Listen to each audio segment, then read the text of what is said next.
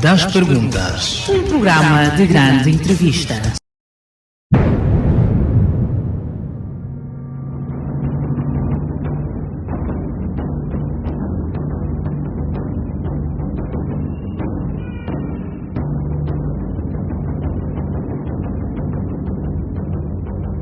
Todas as quartas e sextas-feiras, Aqui na Rádio Despertar. a hora das perguntas. A base de um trabalho que pretende contribuir para que o ouvinte forme a sua opinião. A hora das perguntas.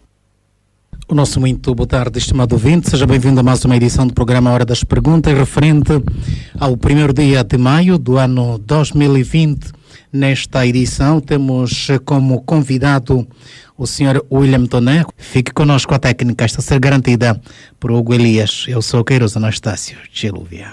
O que vai tocar agora é a conversa com o nosso convidado, que vamos fazendo via das novas tecnologias da informação. Neste momento vamos em contacto com o Sr.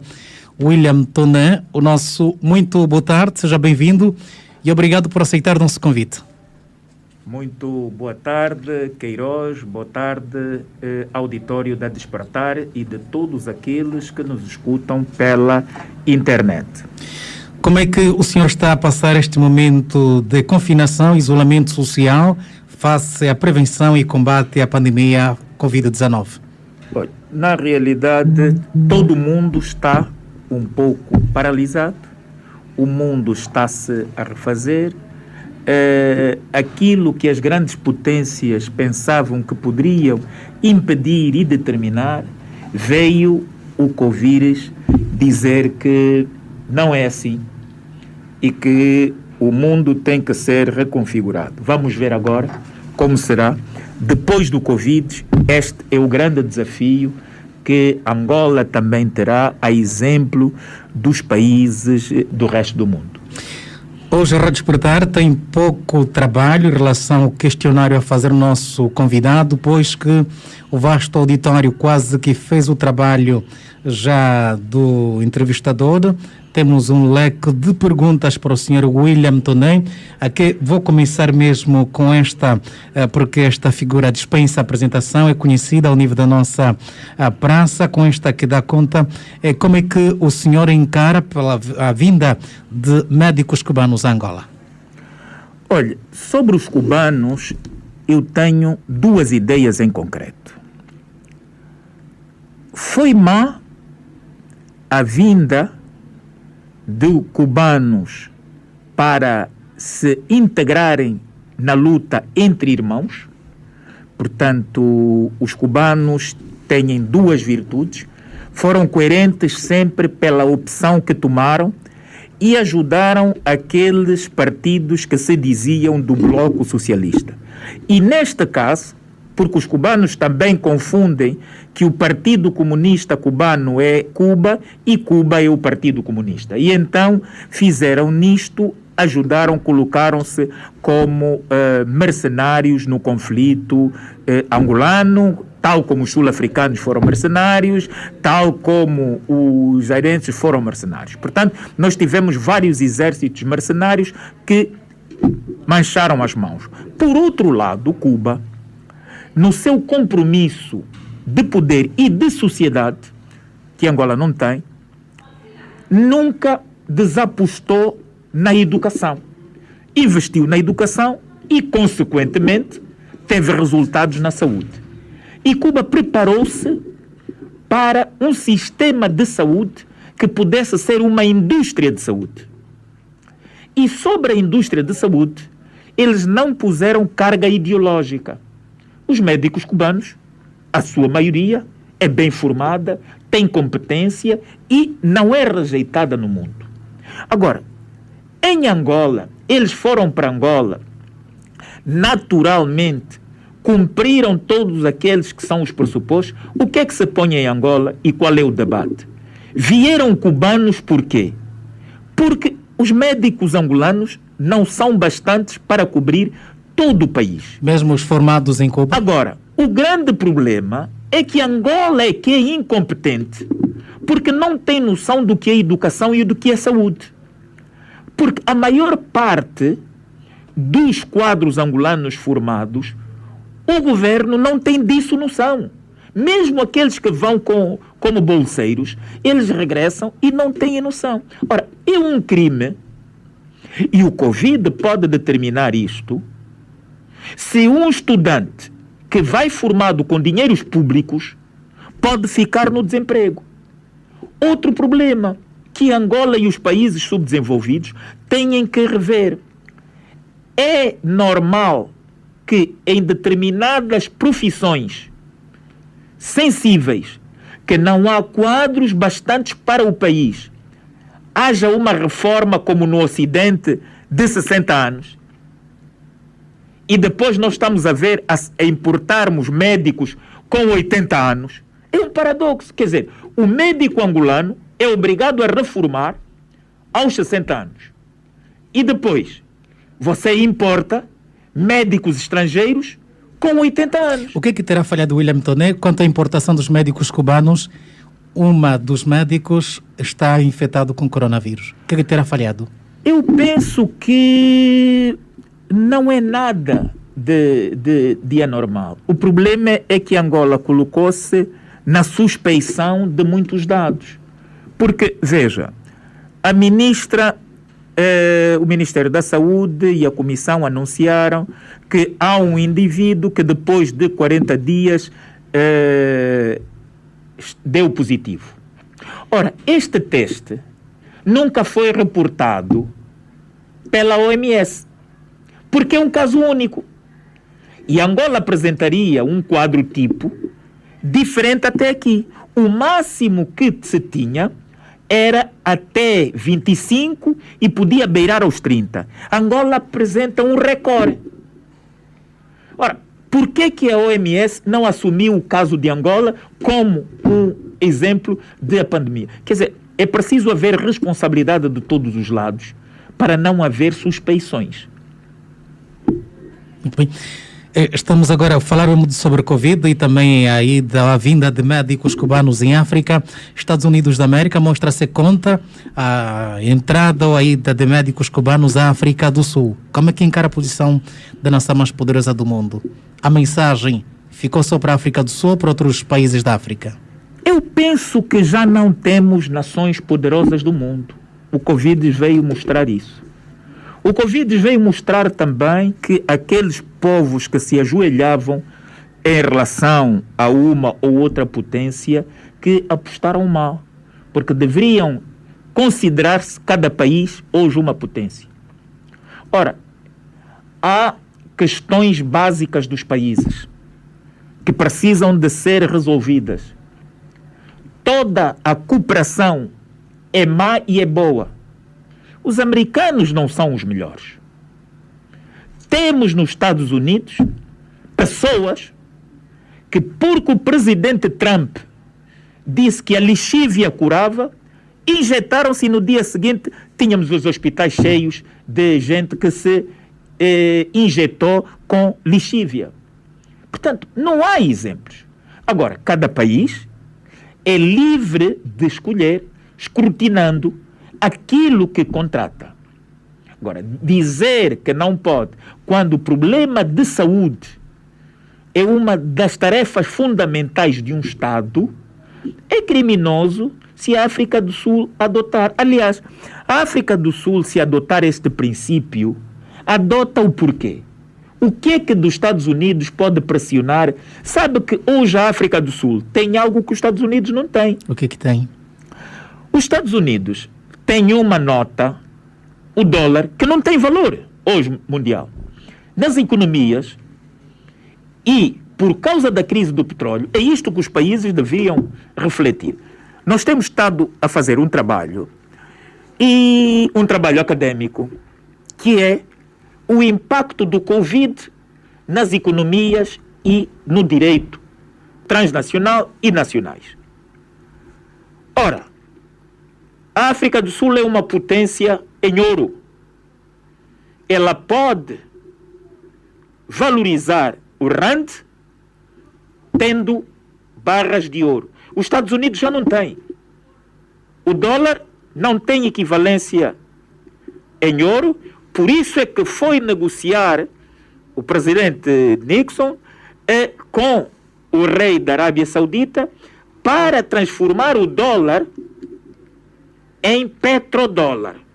Então você no mundo só tem o petróleo, está-me a ouvir bem, só tem o petróleo vendido em dólar.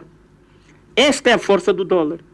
Com uma desvalorização do dólar, o dólar vale menos nas economias mundiais. E o que é que nós estamos a assistir?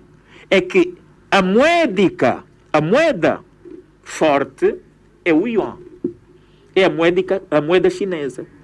E então, o Covid veio também dar outra configuração. É que os países que tinham sanções na Europa, hoje, como a Venezuela, como a Rússia, veja, a Rússia está perto da China. A China precisa de petróleo e gás. Há um pipeline que sai da Rússia e vai para a China. Descarrega. Os russos, o presidente Putin, queria que a China pagasse em dólares. E a China disse que não pagaria em dólares, pagaria em yuan. Ora, já na grande luta comercial, os russos retorquiram, mas depois conseguiram convencer o Putin que quando ele precisar da contraparte, ele tem dinheiro com contravalor em ouro. E assim foi feito. E assim está a ser feito com a Venezuela, e assim está a ser feito com a Síria. É isso já que fala do yuan, como é que encara a guerra não só comercial, mas a legada biológica entre Estados Unidos e a China? O que se espera nos próximos tempos? Conflito biológico? Para já, político-militar? Para já, quem tiver a preocupação de olhar para os seus nos Estados Unidos e depois comparar com os seus na China, vai ver que estes dois países saíram derrotados pelo Covid. O seu está limpo. Uma pessoa olha para a América nas zonas grandes industriais e, efetivamente, o seu está limpo porque parou a grande indústria e eles não queriam assinar o acordo de ambiente. Então, isto é uma guerra que não terá vencedores, porque é a reconfiguração do que é ser potência mundial. Não é? Todos os sistemas antes do mundo haviam falido. E veja, Angola diz que adota o neoliberalismo econômico. Mas o neoliberalismo faliu em toda parte do mundo. O último bastião era a Inglaterra e faliu. Portanto, a aposta na economia neoliberal é uma aberração no mundo de hoje. Porque quem está, afinal, a dominar a economia mundial é a China. É os chineses que estão a comprar tudo e é uma economia centralizada. Portanto, temos que reconfigurar o mundo depois disto. Porque enquanto a América aposta muito na produção armamentista, a China, no mesmo período, apostou na intensificação da industrialização e desenvolvimento agroindustrial. Estamos agora com 14 mais 43 minutos. O senhor, nosso convidado, enfrenta 100 processos judiciais, mas hoje vai enfrentar mais de 100 perguntas de ouvintes que escreveram para si. Pelo que eu vou pedir para ser conciso e telegráfico nas suas respostas. Como é que, ou que é feito do amplo movimento de cidadãos? O amplo movimento de cidadãos, por alguns companheiros, sabe que todas as organizações que nascem com viés democrático têm um período de sucessão. Eu fui um dos ideólogos do AMC, fui o primeiro secretário executivo, mas no final do meu mandato, eu abdiquei de concorrer para um segundo mandato. E deixei um outro companheiro como secretário. Existe? Existe. Funciona? Ora, funciona muito pouco, poderíamos funcionar muito mais, e é isto que se está a discutir. porque muitos de nós pensou que cumprimos um papel naquela fase crucial. Cumprimos um papel porque conseguimos Quem fazer está a testar o movimento com que de cidadãos? O doutor Pinheiro. Conseguimos fazer com que houvesse um prémio Sakharov angolano, logo no início desse prémio, Dom Zacarias Camoenho. Portanto, conseguimos infundir os elementos e as ferramentas para a paz. Ora, estamos a ver que foi muito pouco e que poderemos fazer muito mais. Então os companheiros acham que nós devemos fazer com a máxima urgência um congresso nacional para redinamizar o movimento. Muito obrigado. Remendo o tempo. O senhor tinha um projeto de rádio e televisão. Como ficou? Está em curso? Numa Angola cujo regime cerceia as liberdades e que ainda permite que haja a Rádio Despertar, a Rádio Eclésia, é quase utopia nós acreditarmos que alguma vez vão deixar-nos, porque nós fomos os primeiros, esta nova liderança do mesmo regime, porque o regime continua, muitos de nós gostamos de dizer o novo regime, mas em Angola não há novo regime, há só um novo senhor da vez, não aceita isto. Eu fui recebido por um ministro... Mas como é que está o projeto? Eu fui recebido por um ministro que me disse o seguinte, da comunicação social. Senhor William, o nosso problema, enquanto governo, enquanto MPLA, não é lhe dar a licença. Nós podemos dar-lhe a licença ainda agora. O nosso problema é tirar-lhe. Está respondido. O que foi feito com os $100 mil, que foi o fruto da contribuição dos cidadãos quando o senhor teve o processo? Esta é uma pergunta interessante que eu dentro do país, eu fora do país, as pessoas fazem. Ora, primeiro é preciso esclarecer, uma vez por todas, a mobilização de solidariedade não foi uma iniciativa do cidadão William Toné. Começou por um jovem cidadão que por acaso estava no tribunal, que eu não conhecia, de quem que se chama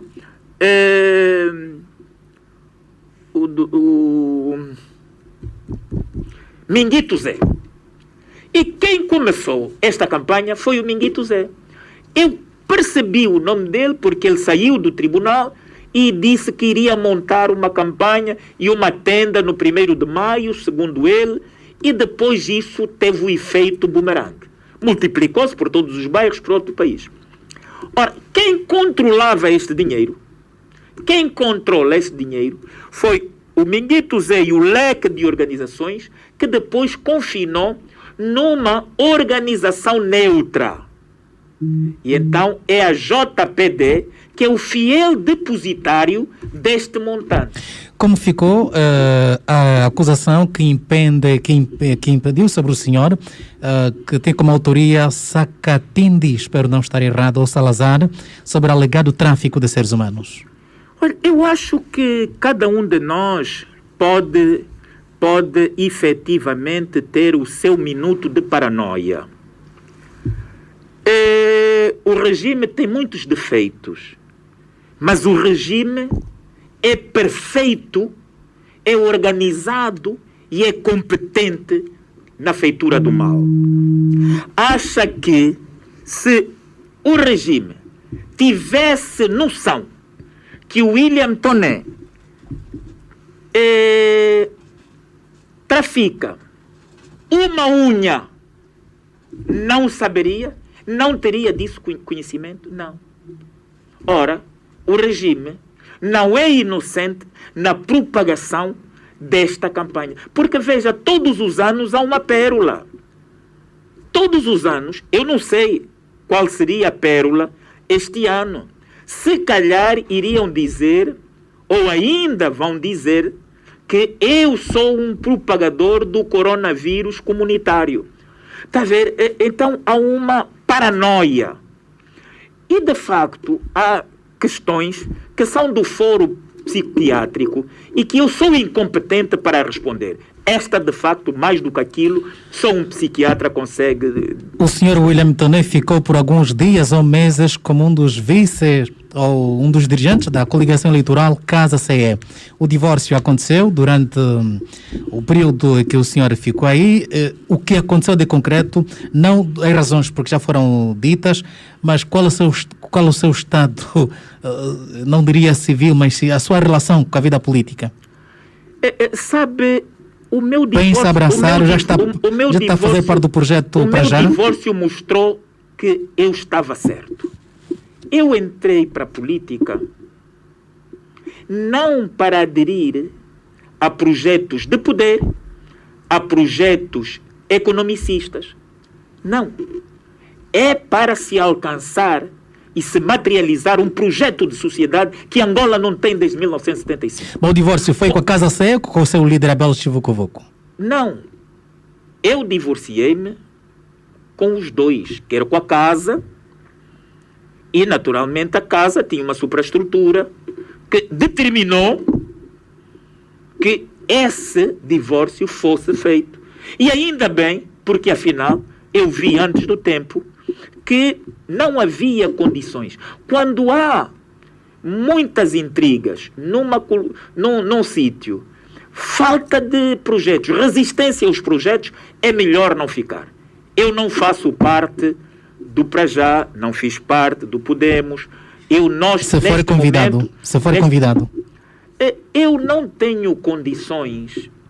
Sabe que quando você se divorcia, quando está a aproximar-se a uma nova união, você não pode dizer à mulher, olha, eu gosto da tua sopa, eu gosto do teu pirão. Isso não foi a base do divórcio. Você tem que ir às causas profundas.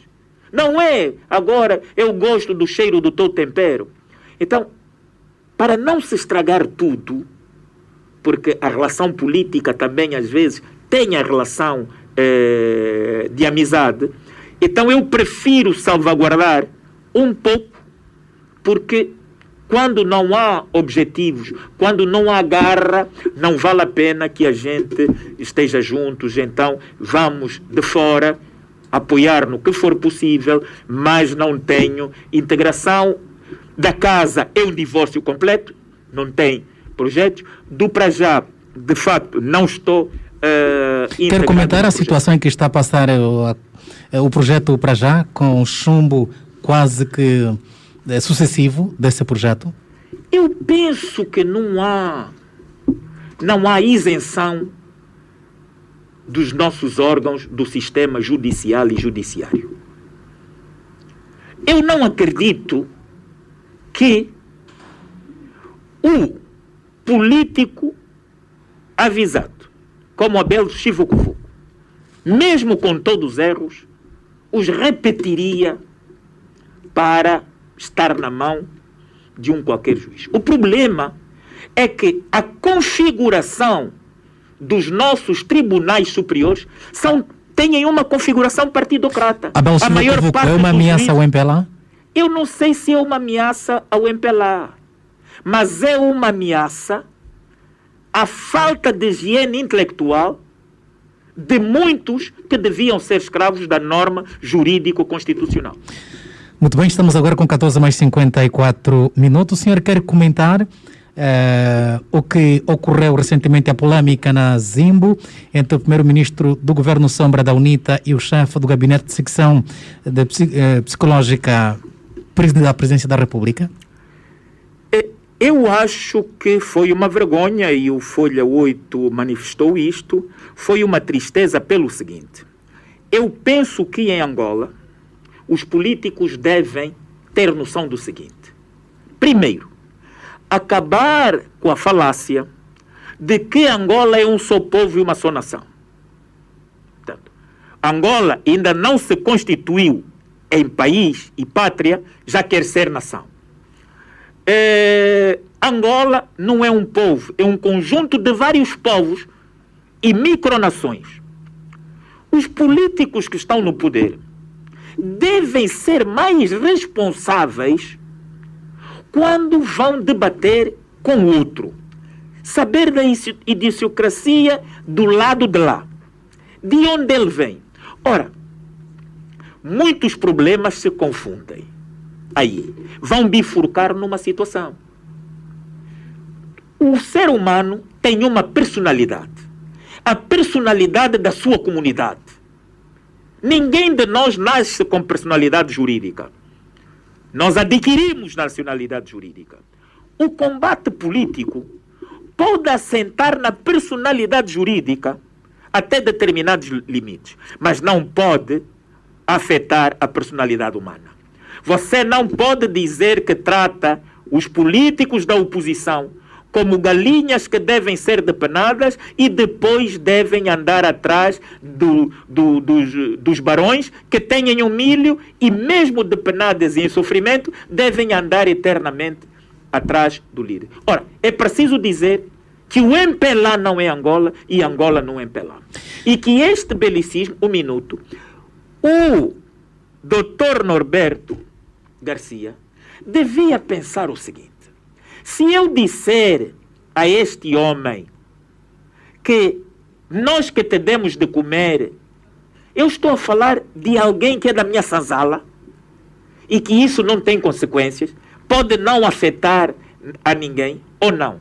Pois o primeiro-ministro Sombra da UNITA é natural da única região que se diz que é Angola e que ainda há focos de tensão. Mas será que Cabinda é ou não é Angola para o MPLA? Se é Angola, imagina, é que nós queremos a paz no todo nacional.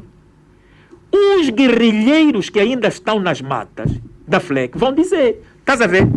Se é assim que tratam aqueles que apoiam que Cabinda é Angola, nós vamos lá, vão nos tratar como?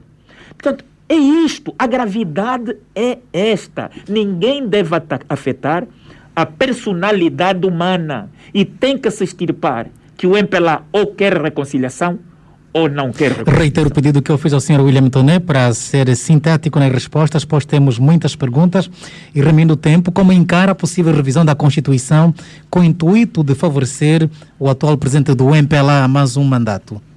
Eu penso que é um crime de uma ditadura. Se alguém ainda não completou o primeiro, não sabe se vai ganhar o segundo, e já um ribombar de movimentos espontâneos, eu não acredito que esta proposta tenha nascido do nada. Na política não há coincidências. É uma ditadura, é uma fraude, justifica a movimentação de Adão de Almeida, da administração do território para chefe da Casa Civil, conhece bem os meandros da truquice da fraude. O Marci Lopes saiu do palácio, vai para a administração do território. O Joel Gonçalves, que tem um sério conflito com as normas jurídicas, sai de juiz, segundo classificado, é o com menos qualificação e assume o Tribunal Supremo. Manuel da Silva tem também outros conflitos e assume a CNE. Ora, o quadro para transformar uma derrota em vitória já está montado. Escuta telefónica. Diz ser um dos sinais ou melhor dito, que os serviços de investigação criminal e agentes de segurança do Estado podem serem ou entrar na sua residência de forma encapuçados, de acordo com a lei aprovada recentemente, e alguns dizem mesmo que este é o sinal do retorno ao Estado, ao partido único ou à ditadura. Esse comentário que o senhor também tem? Olha, ou que análise faz? Eu acredito já que as comunicações que estão a ser feitas, antes de estarem a ir para o ar, na Rádio Despertar, o Sinfo já as tem. Agora, não é um Estado democrata. É que, se José Eduardo dos Santos transformou-se em ditador em 38 anos. O presidente João Lourenço, em menos de 3, já está a superar o ditador que ele transformou em chefe dos marimbondos. Quer dizer, isto é um crime, está na Constituição. Ninguém pode fazer escutas sem mandato judicial. Ora, por que entra um terrorista, um homem do Boko Haram, fardado na minha casa e eu deixo entrar? Ora, os agentes do Estado não andam na clandestinidade. Ora, se um Estado se comporta como delinquentes, como bandidos, o povo não tem que respeitar. Um agente da autoridade que sabe que alguém cometeu um crime, está tipificado na lei, tem que dar a cara. Ele é o representante do Estado e nós devemos respeitar. Se entra como bandido, deve ser considerado como bandido. Como é que olha para a suposta divisão no seio dos camaradas? Ou este argumento já não se faz sentir nesta altura? João Lourenço terá consolidado a sua direção e o partido em geral? Eu penso que não. Eu penso que o presidente João Lourenço, uma pessoa que é muito preso, uma pessoa que eu acho que tinha tudo para dar certo, não tem? Mas eu acho que não, porque ele perdeu-se. Ele não criou uma task force, ele não criou um projeto, ele não criou um plano B, ele afugentou o dinheiro, ele meteu medo aos empresários. Portanto, há um clima e ele não sabe o que é combater a corrupção. Por outro lado, quem se inspira em Agostinho Neto sempre irá dividir o MPLA. Porque o Agostinho Neto foi o maior homem da divisão do MPLA. Desde que chegou o Agostinho Neto, revolta ativa, rebelião da Jiboia, fogueiras de 68, quer dizer, que degenerou na revolta do leste, a batota eleitoral começou há muito tempo. A corrupção também começou há muito tempo, como diz Diolinda Rodrigues na sua obra. E a fraude também. Quer dizer, quando o primeiro presidente democraticamente eleito, Daniel Júlio Chipenda, para mim, no Congresso de Lusaka, chegou a Angola, foi transformado em fação, líder de uma fação. Ora, líder de uma fação era Agostinho Neto. E, naturalmente, aquela estratégia do presidente João Lourenço foi dar tiros nos pés e ficou consumada depois, quando o Boa Vida Neto, interpretando os estatutos do MPLA, é que quem cumpre os estatutos do MPLA é punido. Porque o Boa Vida Neto disse, olha, eu não acho que devesse atacar assim. Por quê? Tinham acabado de fazer um congresso e eles próprios é que nomearam José Eduardo dos Santos como presidente emérito. Ora, se o presidente emérito é chefe de uma quadrilha, é porque o partido é uma quadrilha.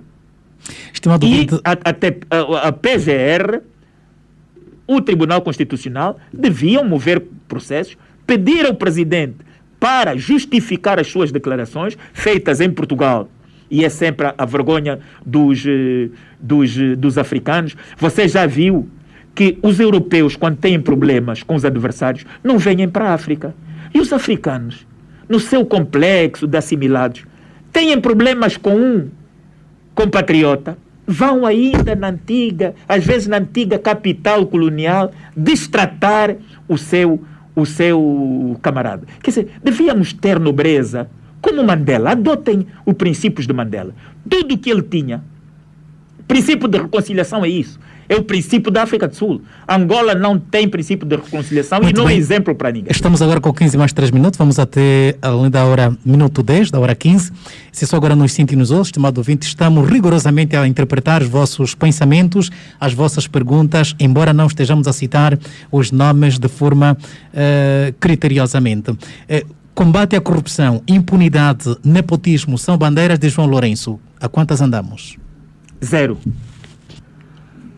O povo não come corrupção.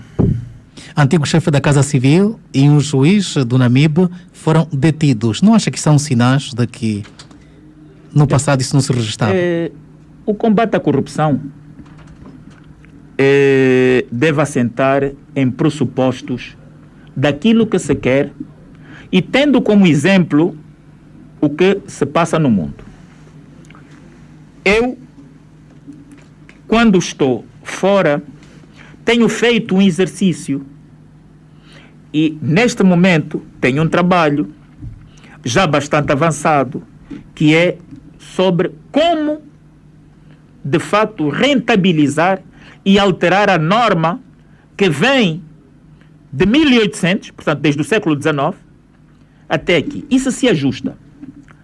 O presidente João Lourenço, se tivesse um compromisso com o combate à corrupção, ele teria visto o que é que se passou em Espanha com o juiz Garzón, que inclusive ousou mais e fez a punição aplicando o direito internacional, bloqueando o ex-ditador chileno na Inglaterra.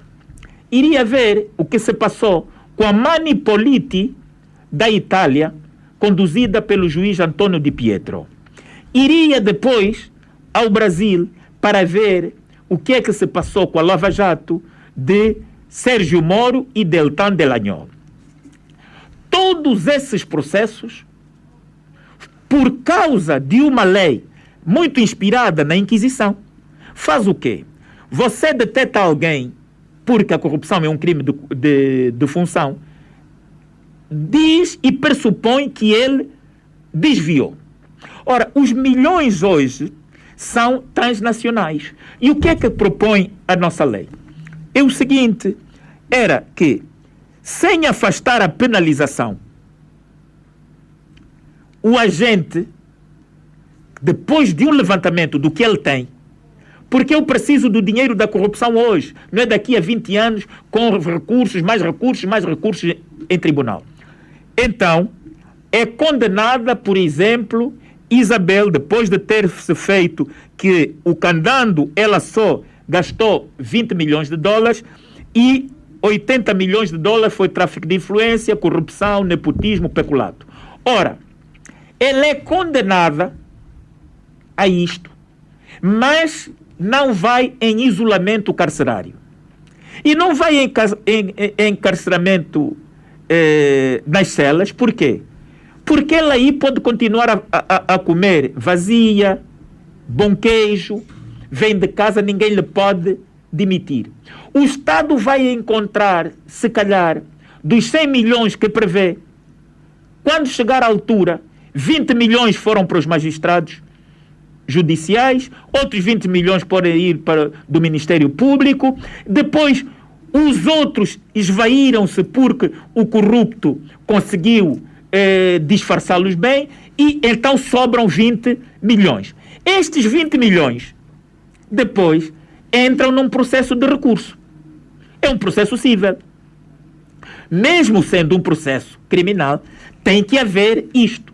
Porque vamos ter que resgatar o dinheiro, ou ele está disseminado em património, ou está mesmo em banco. O que dificilmente o dinheiro da corrupção fica nos bancos nacionais. Está a querer dizer, então, a sua resposta, a corrupção está a ser combatida ou não? A impunidade, o tráfico de influência, o nepotismo? Não. Volto a dizer que não. E o que é que se faria? Esta tese resulta que, sendo o agente condenado, por exemplo, a 8 anos, cada mês dos 8 anos, ele seria, por exemplo, um dos exemplos da nossa proposta, a pagar $1 milhão ao Estado. E iam diretamente ao Estado sem intermediários. Fazer uma escola e um hospital em Luanda, que ele iria arcar com os custos todos. E depois entregar ao Estado no final. Montar um candando em Angola.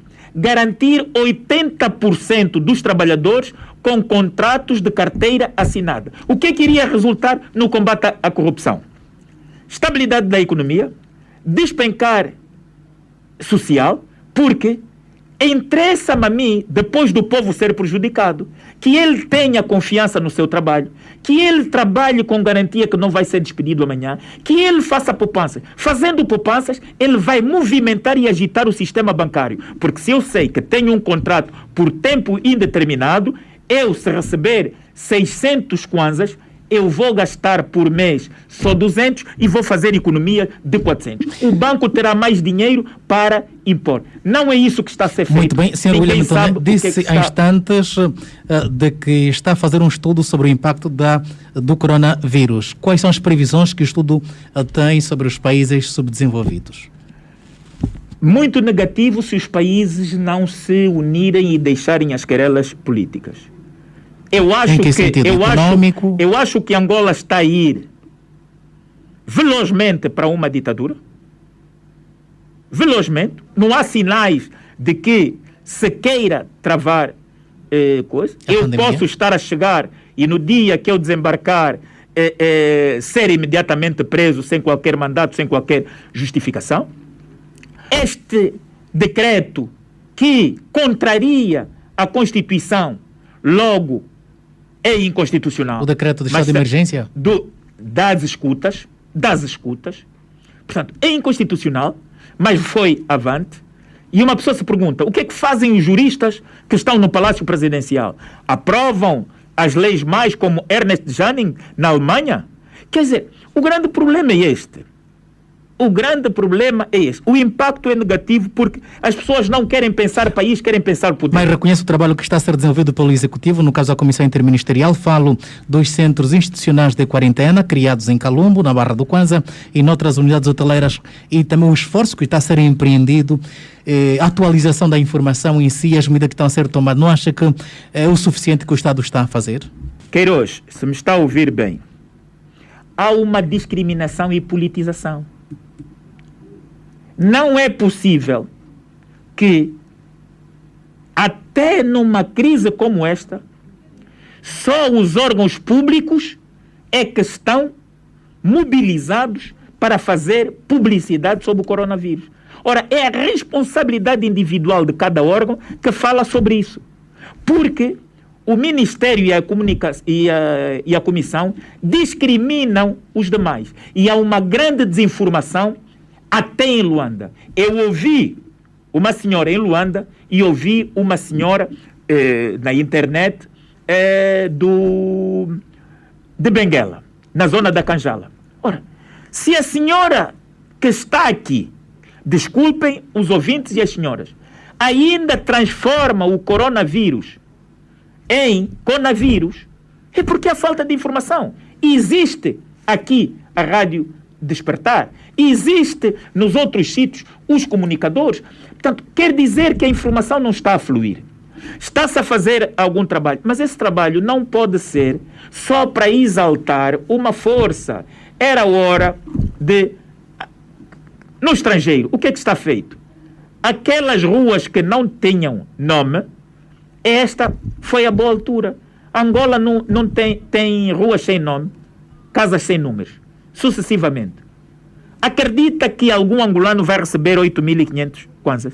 Vai receber como? A maior parte dos pobres não estão cadastrados. Sr. William Toné, no domingo, depois da manhã, dia 3 de maio, o mundo assinala o Dia da Liberdade da Imprensa. Como avalia a liberdade da imprensa no nosso país? Em Angola não há liberdade de imprensa. Como? Por aquilo Como que eu fundamentar a afirmação? Em Angola não há liberdade de imprensa. O senhor não está aqui a exprimir, a exercer esse direito agora? Não há... Eu estou, pelas vias possíveis, em contato com a Rádio Despertar e com os ouvintes, e afirmo, com a máxima convicção, que em Angola não há liberdade de imprensa. O que existe é uma luta dos jornalistas comprometidos com Angola de resistência para que se afirme a liberdade de imprensa. Quando você cerceia a liberdade, não há liberdade. E quando você discrimina em momentos de crise a liberdade, não há liberdade. Não há nada que se festejar o dia 3 de liberdade de imprensa em Angola. Assim que se refletir. Eu penso que todo jornalista em Angola deve refletir de como serão as novas formas de luta se não forem sendo presos. Porque todos os dias você tem um país que amarfanha. Os nossos colegas, agora, da Zimbo, tiveram que reformular a sua grelha porque apresentaram uma criança morta. É o normal. não é? Portanto, isto não há. Está-se a cercear a liberdade, está-se a pressionar do ponto de vista econômico, está-se a pressionar os órgãos do ponto de vista político. E querem controlar também as redes, com leis ditatoriais, leis hitlerianas.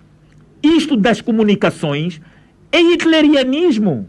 Não é democracia, não é estado de emergência. O estado de emergência você tem que provar que alguém está a propagar. E se está a propagar, é um crime sanitário.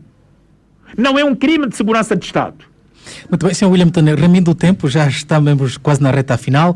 Há muitos angolanos na África do Sul, na cidade de Cape Town, Pretória e Joanesburgo, que estão aflitos, dizem que estão sem apoio da Embaixada Angolana no que tange alimentação e também para o alojamento, visto que as suas condições ou a sua logística já não é capaz ou não tem os meios para pagar alojamento e alimentação.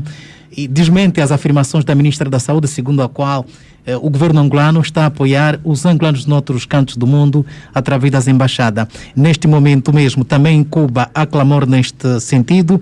O que se lhe oferece dizer quanto a esta questão que está a afetar os compatriotas, além das nossas fronteiras, a cumprirem a quarentena em função da situação? Eu assino por baixo a questão de Cape Town. É mentira que não seja verdade o que dizem os angolanos em Cape Town. Porque foram, e é este o sentimento na embaixada. A embaixada disse, alto e bom som, todos ouviram, que não têm condições para apoiar, porque não recebem também fundos de Angola e eles próprios trabalhadores estão também com salários em atraso. Se a ministra diz que apoia, não quero e nem consigo provar que não seja verdade, mas se calhar devem estar a ser apoiados alguns núcleos partidários. Pode ser que o mundo, como tem muitos capos do MPLA, pode ser que com a discriminação que se assiste, esteja a ser apoiado os capos do MPLA. O senhor é pioneiro do MPLA, nutre algum ódio pelo esse partido? Pelo contrário. Pelo contrário. Se o MPLA se refizer, eu nunca neguei que o meu DNA, porque eu não sou cínico e eu não apago o meu passado, aquilo que eu tenho de formação política e ideológica, devo a um partido com 4 siglas.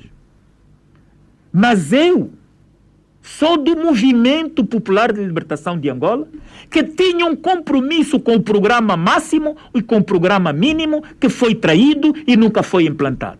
O MPLA precisa de se refazer. Eu revejo-me naquele MPLA comprometido com um projeto de sociedade, não com o MPLA com um projeto de poder. Aceitaria o convite de João Lourenço voltar ao MPLA? Não mudou o paradigma. Não mostrou que vai mudar o paradigma. Tem muito... O problema não é o William Tonner voltar ao MPLA, porque tem muita gente competente no MPLA e que é escravizada mentalmente, é aprisionada mentalmente, é uma minoria, ainda não consegue efetivamente ser uma expressão maioritária. Não sou eu que vou emprestar mais-valia, arejamento, democraticidade.